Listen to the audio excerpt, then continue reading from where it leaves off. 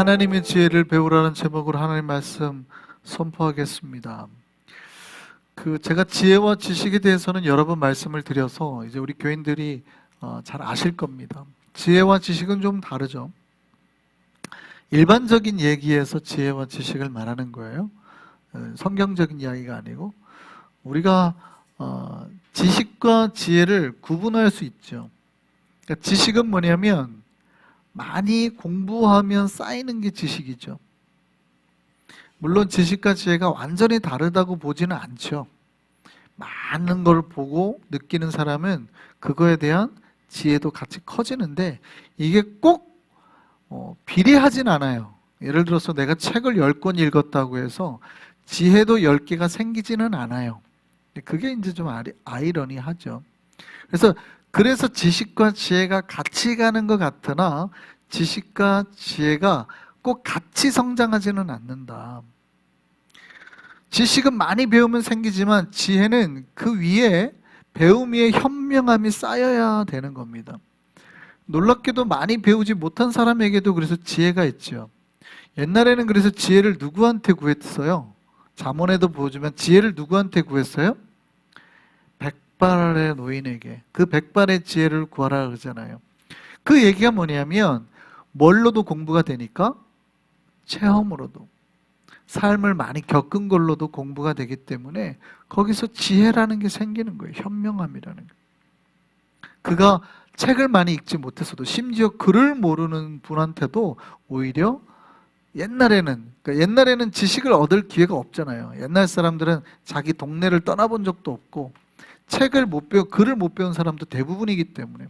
그러니까 이 어르신들은 어떻게 해요? 특히 장사도 해보고 다른 나라도 가보고 이렇게 해본 사람들은 경험이 많단 말이죠.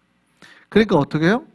저 산을 넘어갈 때 어떻게 해야 됩니까? 저 산 넘어가면은 산이 너무 높기 때문에 쌀은 3일분을 준비해야 되고 물은 하루분만 준비해도 돼요. 왜냐하면 산 중간에 가다 보면 냇가가 조그만 게 있거든. 굳이 처음부터 안 가지고 왔다. 이런 것들이 이제 막 쌓인단 말이죠. 그러니까 현명하시군요. 이렇게 말하는 거죠. 물론 오늘날에는 완전히 뒤바뀌었습니다. 오늘날에는 그런 지식이 너무 넘쳐요. 인터넷에 보면 지식이 차고 넘치기 때문에 모르는 거 있으면 바로 서치만 하면 다 나오기 때문에 옛날하고 완전히 달라졌죠. 그럼에도 불구하고 지식과 지혜가 달라요. 많이 공부를 못하신 그런 어르신들, 우리 어머님한테도 보면 가끔은 삶의 지혜들이 번뜩일 때가 있어요. 지식은 아는 거지만 지혜는 뭐예요? 주로 어떤 사람은 그렇게 나눴어요. 그러니까 지식은 아는 거지만 지혜는 내가 아는 거를 삶에 풀어내는 것 혹은 적용시키는 것. 그래서 많이 배웠다고 하는데 적용을 잘 못하는 사람들도 있죠. 재밌습니다. 제가 신학교 때 보면 책을 되게 많이 읽었는데 좀 책을 10권을 읽었어요. 근데 풀어먹는 거는 한 권도 잘 못 풀어먹는, 한두 권 풀어먹는 사람이 있어요. 참 많이 공부는 참 많이 하는데 진짜 이렇게 풀어먹는 거 보면 한두 권밖에 못 풀어먹는 사람이 있는 것 같고, 또 어떤 사람은 책을 한 권 읽었어요. 근데 책은 한 권 읽었는데 풀어먹는 거는 몇 번을 풀어먹어요? 한 4-5단계를 풀어먹는 사람 있죠. 그러니까 이게 머리가 빨리빨리 적용이 되는 거예요. 어떤 하나의 원리를 딱 배우면 그 원리를 여기에도 적용해보고 저기에도 적용해보고 이것도 되네? 갑자기 그렇죠? 누군가를 섬기라 이걸 딱 하니까 이 사람은 그냥 섬기라는 얘기를 어디에도 적용해봐요. 집에도 적용해보고 직장 상사에도 적용해보고 심지어 친구한테도 해보는 거예요. 그러니까 여기도 잘 되고 저기도 잘 되고 이런 사람 있죠. 원리를 하나인데 한 4단계로 풀어먹는 사람이 있고, 어떤 사람은 많이 공부했는데 별로 못 풀어먹는 사람이 있어요. 그게 지식과 지혜의 차이죠. 지식은 그거예요. 많이 배우죠. 많이 배우면 물론 어느 정도 가치 쌓이긴 하지만 똑같진 않다는 거예요. 지혜는 정반대로 지혜 있는 사람은 지식은 이만큼밖에 안 돼요. 근데 지혜 있는 사람은 이거를 2배, 3배로 막 풀어먹기도 한다는 거죠. 신앙도 비슷합니다. 신앙에서도 지식과 지혜가 다르다고 보는 거죠. 물론 신앙은 그래도 지식과 지혜를 같이 가는 걸로 봅니다. 그런데 여기서 말하는 지식은 세상이 말하는 지식하고는 좀 다름이 있어요. 그죠?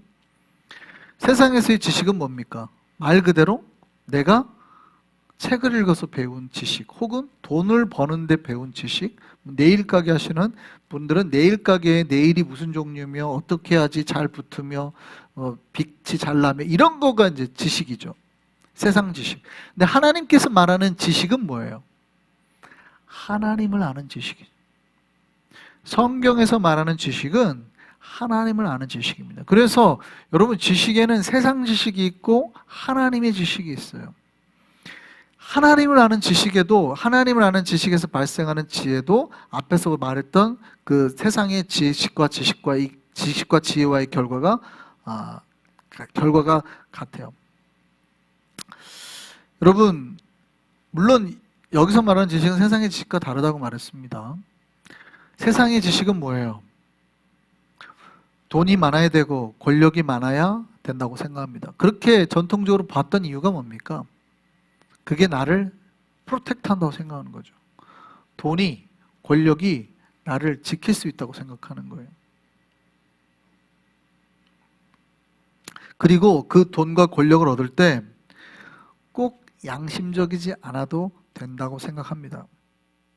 그러니까 너무 나쁘게 벌면 안 되죠. 너무 나쁘게 벌면 안 되는데 그렇다고 돈을 벌 때 꼭 정직하게만 벌 수는 없죠. 그렇게 생각을 하는 겁니다. 세상이 그렇다는 거예요. 세상이. 꼭 정직하게만 벌 수는 없어요. 돈을 벌다 보면. 그런데 물론 아주 나쁜 놈들은 수단과 방법을 가리면 안 되죠. 저는 옛날에 그렇게 생각했습니다. 성경에 가난한 자들이 복이 있다. 근데 하나님께서 진짜 가난한 자들이 복이 예수께서 그렇게 말씀하셨으니까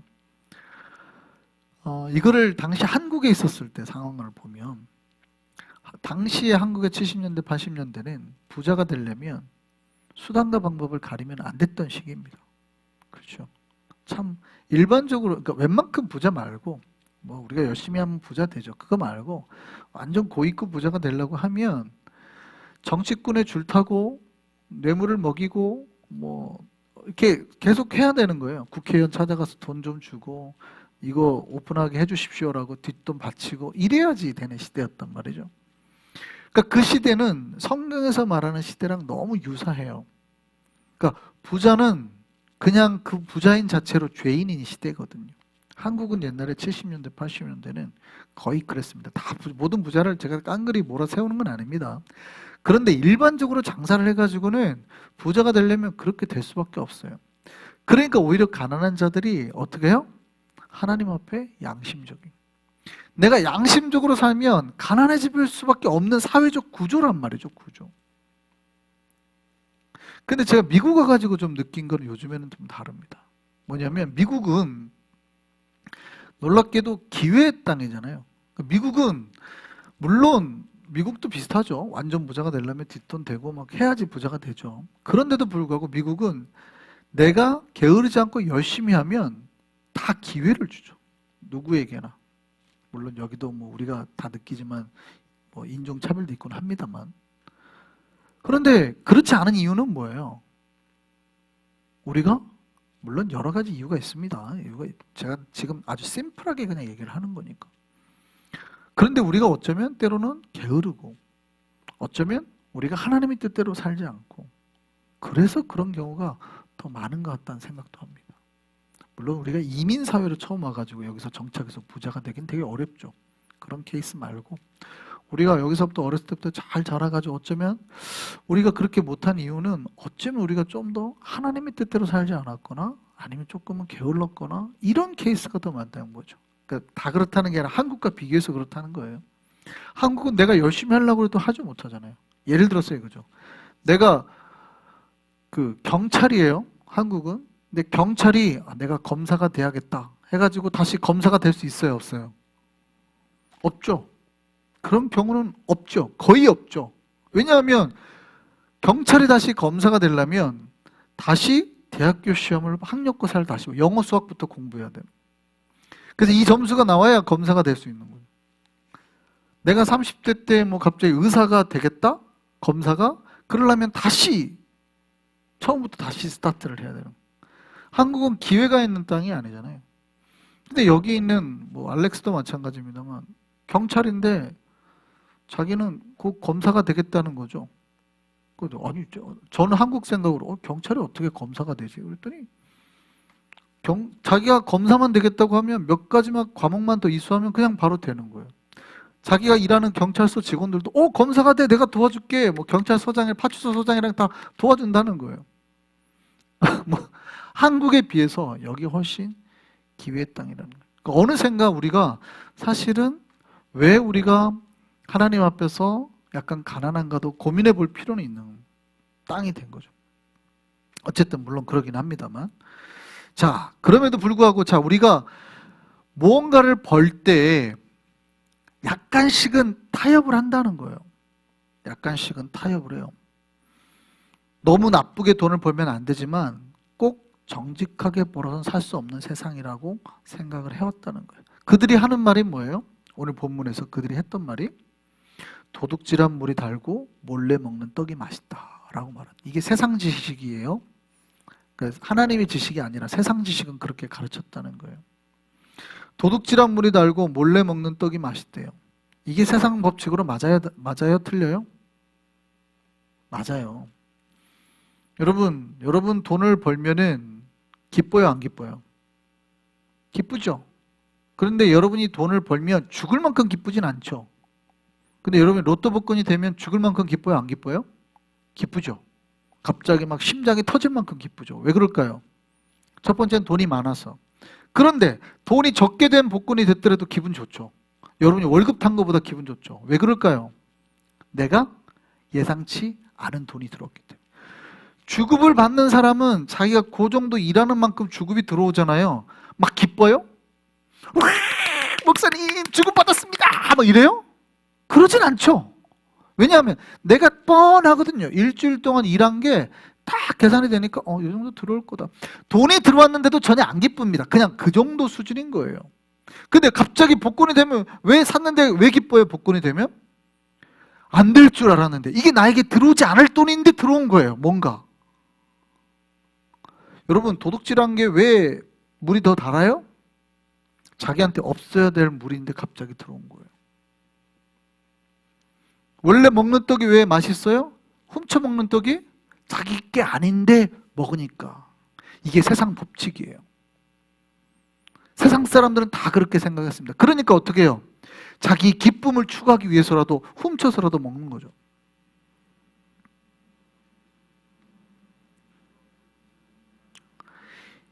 여러분, 근데 이게 방법이 문제예요.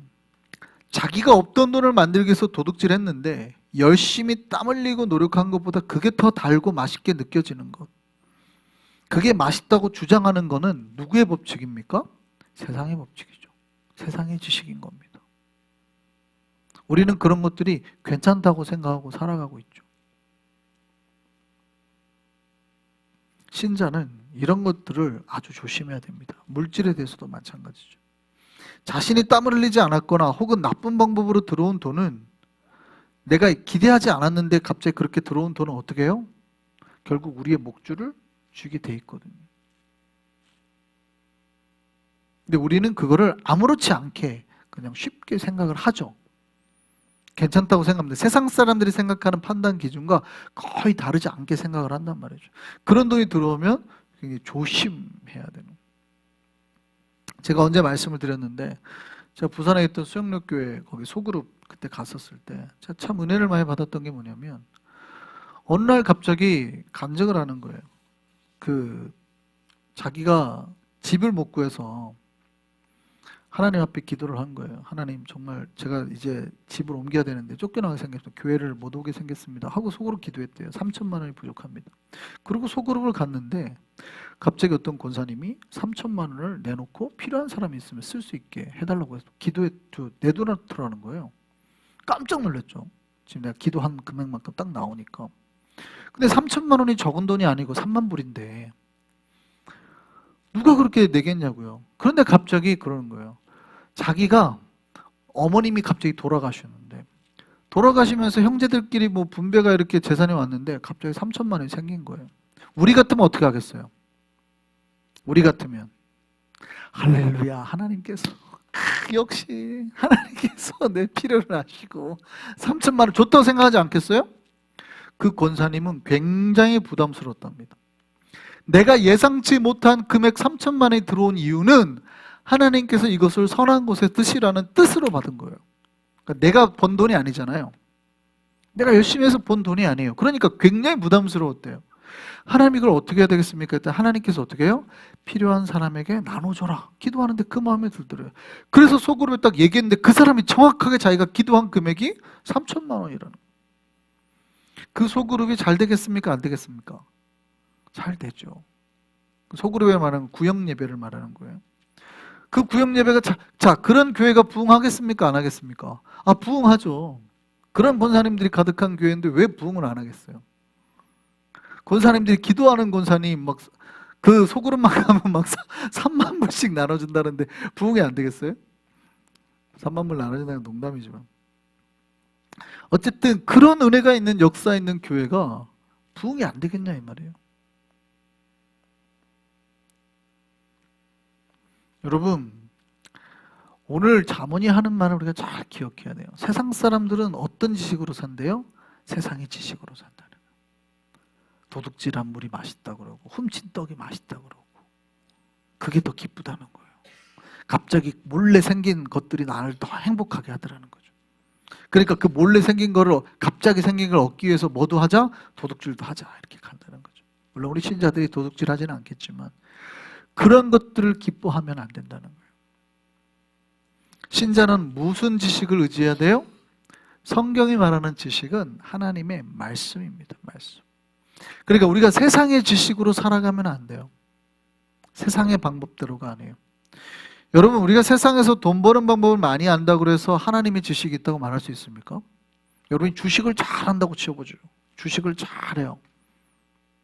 경제 흐름도 잘 알아요. 그럼 하나님을 잘 압니까? 천만에요.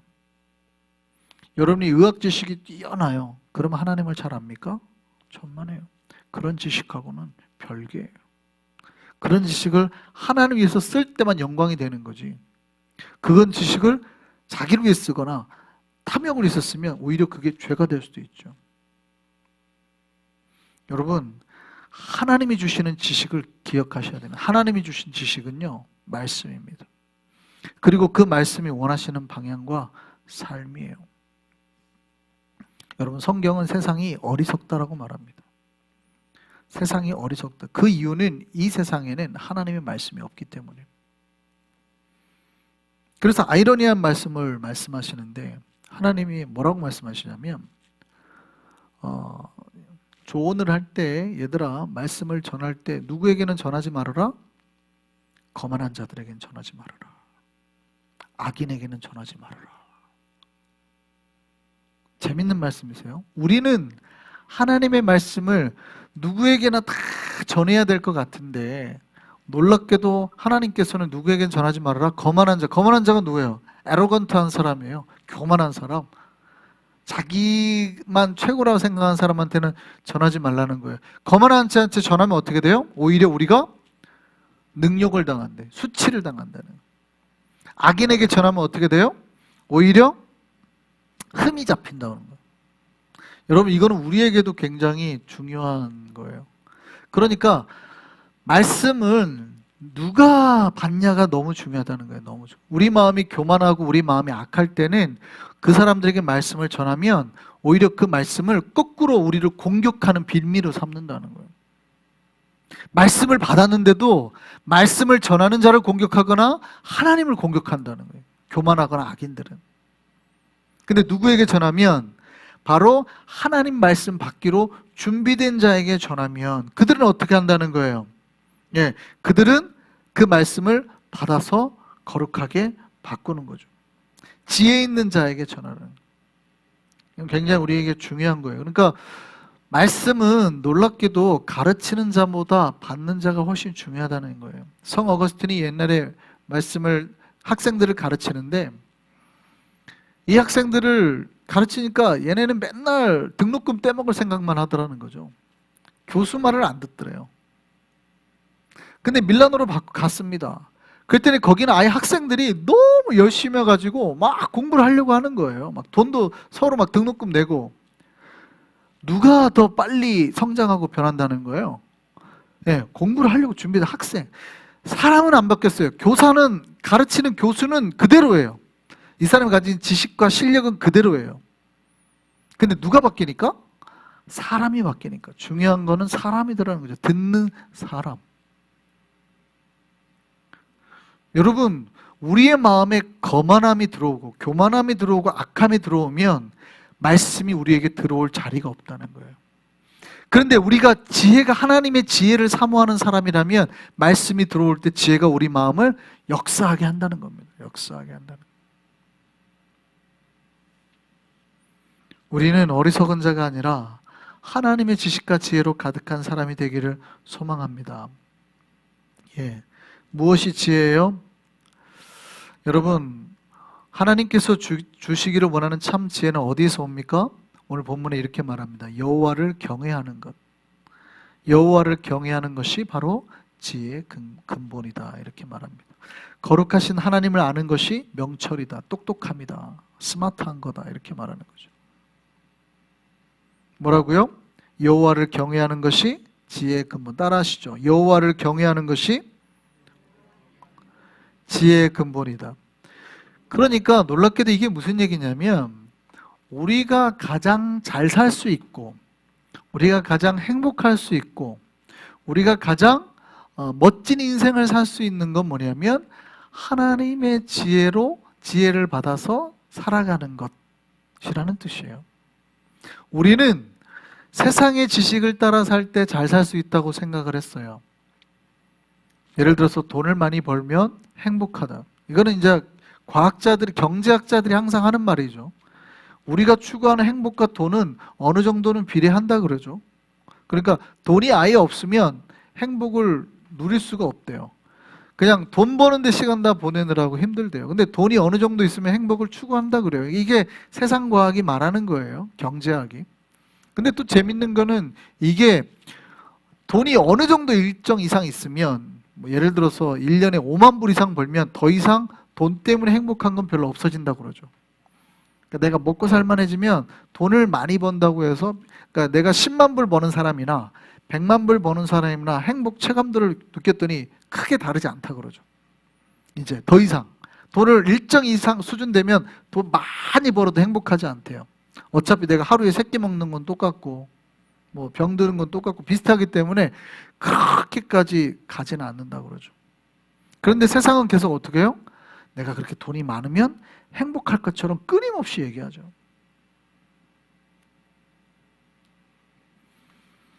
그런데 지혜는, 성경은 하나님이 주신 지혜는 뭐라고 그래요? 우리가 이 세상을 잘 사는 방법은 세상의 지식과 지혜가 아니라 하나님의 지식과 지혜라고 말하는 겁니다. 여러분, 우리가 하나님의 말씀과 하나님을 경외하며 살 때 우리에게 복이 오는 겁니다. 하나님이 기뻐하지 않으신 일을 자신의 생각에 좋다고 혹은 돈을 더 벌기 위해서 하면 하나님께서 망하게 하시는 거예요. 믿으십니까? 오늘 보면 11절 한번 같이 한번 읽어보실까요? 같이 한번 읽겠습니다. 시작. 나 지혜로 말미암아 내 날이 많아질 것이요 내 생명의 해가 내게 더하리라. 이게 무슨 말입니까? 이 말을 제가 표준세 번역으로 한번 읽어드릴게요. 나 지혜로 말미암아 네가 오래 살 것이요 내 수명도 길어질 것이다. 자, 공동 번역으로 한번 더 읽어드릴게요. 지혜가 시키는 대로 살아야 수명이 길어진다. 자, 여러분이 오래 살고 건강하게 살고 잘 살 수 있는 방법이 세상에서는 뭐라고 가르쳤어요?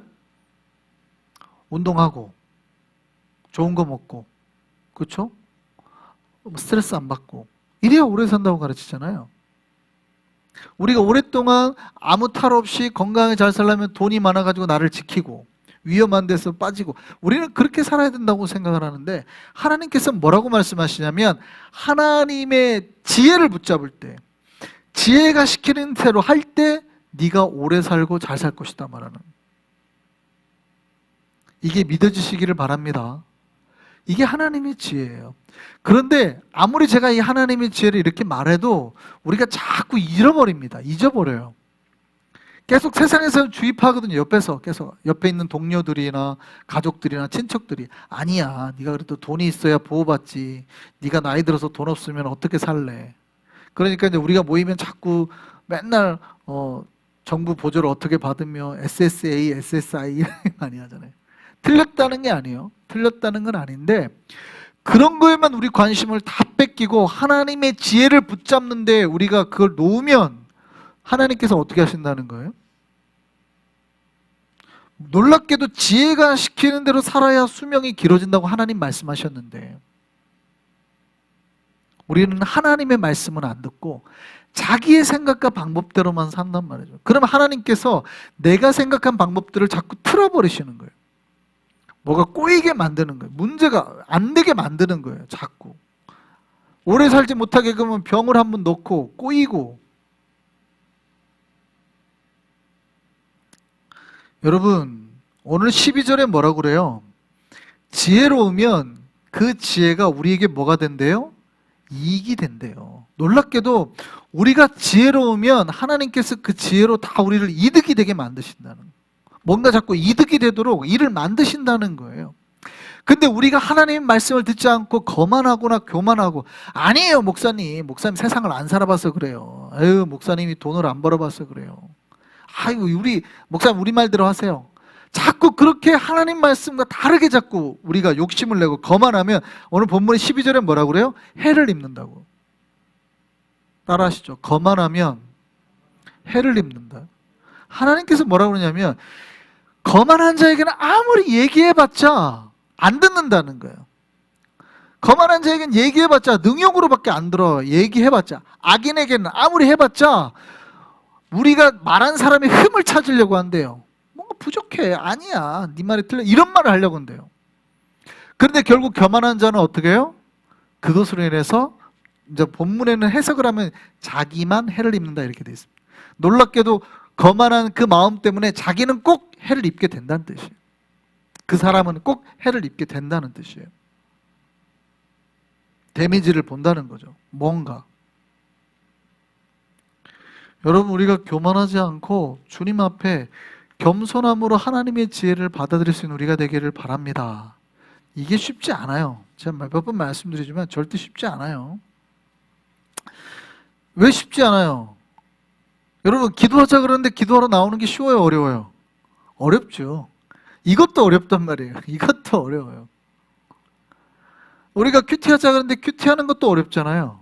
근데 그런 것도 어려운데 내 삶에서 큰 돈이 걸렸는데 그걸 내려놔요? 그리고 하나님의 뜻대로 하겠습니다 한다고요?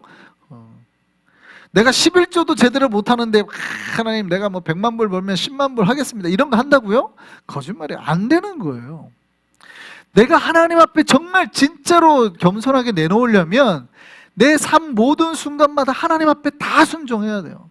제가 신앙생활은 쉽게 하는 거였어요? 어렵게 하는 거였어요? 어렵게 하는 거라고. 제가 말씀드려요. 신앙생활은 내가 불순종할 것 같은 모든 걸 내려놓고 순종하도록 끊임없이 만들어가는 거예요. 그게 한 단 한 단, 벽돌 하나하나가 그렇게 쌓여서 결국 그 말씀이 왔을 때 우리가 지혜가 우리를 살립니다 할 때 아멘! 하고 가는 거예요.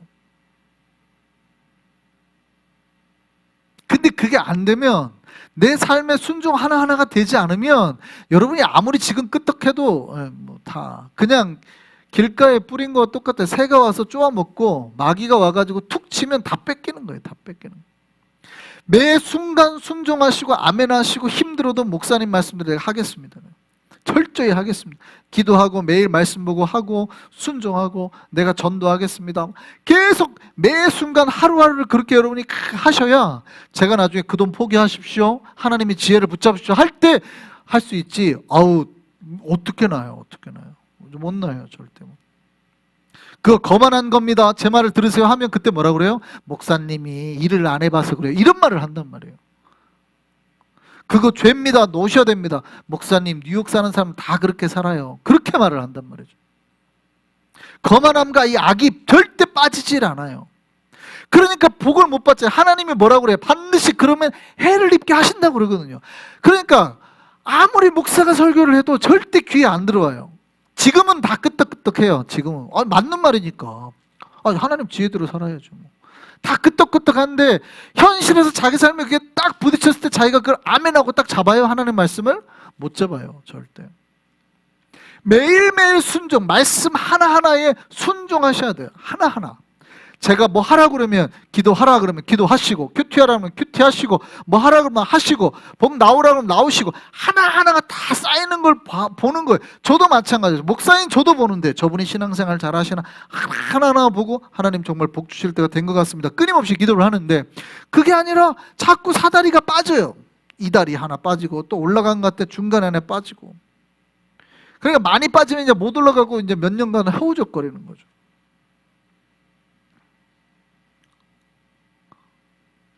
여러분, 우리의 지식과 지혜를 내려놓으시기를 바랍니다.